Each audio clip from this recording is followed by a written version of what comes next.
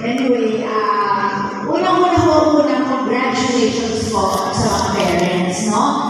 Graduation ng inyong anak, nakaraos na naman po ng isang level, iba rin po ang pakiramdam, kahit pa paano nakakaluwag ang pakiramdam, no? So, dalawa lang naman po masasabihin ko. First of all, ito pong sectoral, kayo po yun, na ginagawa ng Convoy at ng DSWD. Ito po, nagsumika po talaga si Congressman Boyd Gonzales na dahil ito sa mga graduating parents. Kasi nag-iintindi na naman po ng office na hindi naman po lahat kayo nakatutok sa politika. Alam niyo po, yung iba po sa inyo, syempre private lives lang naman po, wala naman po pakialam sa mga nangyayari kumbaga sa City Hall, mga ganun po. Kaya maaaring hindi nakakarating sa inyo yung mga ayuda.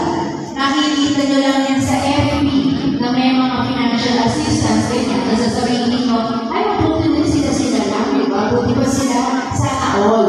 So, ito naman po ang pagpupursige ni SWD through the Office of Congressman Gonzales na talagang kung pwede lang lahat kung lahat.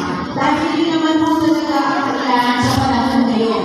Lahat naman po tayo may pangangailangan. Ngayon mo napakainit.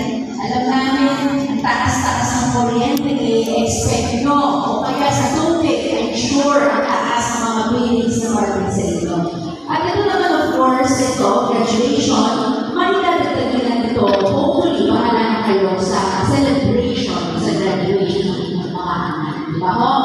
So, yun po yung ginagawa kayo ng Congressman Boyd. Para po talaga, kung lahat, sana talaga umabot sa lahat sa buong mga. Okay, so parents kayo, no? Ito po yung second thing na sasabihin ko. Alam mo po, nagtuloy na po yung pagtuto sa anak nyo.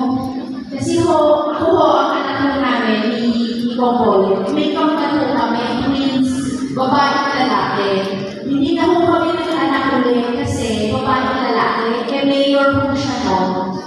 Hindi na po mag-alaga pag nasa ganitong larangan. Gusto rin ko man tumuto.